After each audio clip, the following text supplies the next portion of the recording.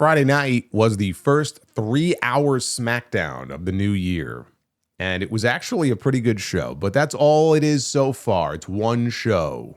But on this first week, it was a good effort, a show that they used to introduce some new faces to the roster that will take time to really establish on the show. It's not going to happen overnight, but that was the thing that I liked the most. It was seeing people like Trick Williams and seeing people like Jordan Grace and Matt Cardona on the show, new faces, mixed in with a big blow-off match in the main event. It was an ambulance match between Damian Priest and Aleister Black, and we also had a very good United States Championship match with Carmelo Hayes defending against Johnny Gargano. And I'm watching that, and I'm wondering, where's Tommaso Ciampa? I even said that when I was doing my review on Friday night, because they never referenced him. And then the next day, we got our answer.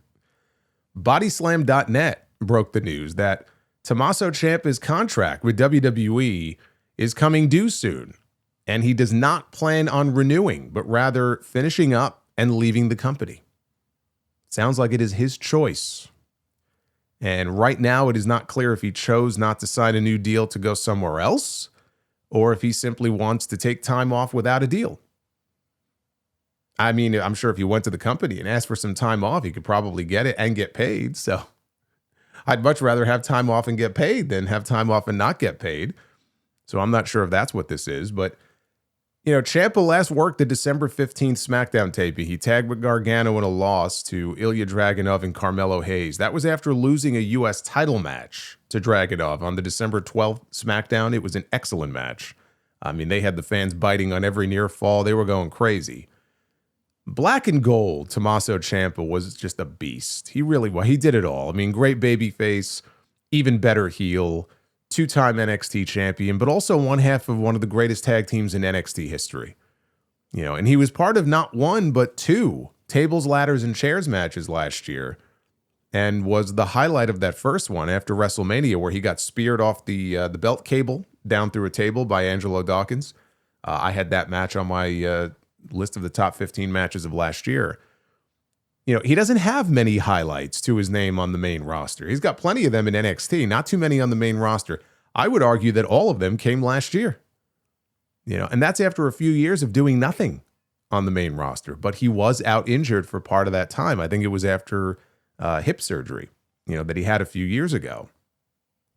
The thing with Ciampa, he's 40 years old with a surgically repaired neck. His doctors told him, you're on borrowed time. I don't know that he was ever going to go much higher than where he was. It felt to me like he had hit his ceiling on the main roster. Hit his head on that ceiling. So if he's unhappy with his position and wants to try his hand somewhere else, it's understandable, but maybe that's not what it is. Maybe he's not unhappy and he just wants to step away for a little bit, and then maybe he comes back. And he's earned the right to do whatever makes him happy. It doesn't necessarily mean he's going to AEW. I'll tell you what, though, I actually think TNA would be a great fit for him right now. If he wants to step away and go work somewhere else, more so than AEW, I think TNA would be the place for him. TNA is about to debut on AMC. That's a big deal for them. He would be a big fish in a smaller pond than WWE or AEW. And he would also be free to work indie shots if he wanted to. He wouldn't just have to be exclusive to TNA. And I promise you, he would not be hurting for work on the indies if he wanted to take an indie shot here and there. But he's just in that weird position in WWE where he got called up pretty late in the game. And he's not a young man anymore. He's had injuries. His neck is all jacked up. So he wasn't established at a high enough level on the main roster, yet they recognize the need for more youth and newer faces from NXT that are now finally getting called up. We're seeing that play out now, especially on Friday night. And those are the folks that are going to get pushed. So that's the problem. He's not someone like a Cody Rhodes or a Drew McIntyre where he's tenured and he's up in that, kind of in that rarefied air. But he's also not a Trick Williams and he's not a Javon Evans. These newer faces that are being called up that are going to get a lot of the shine now.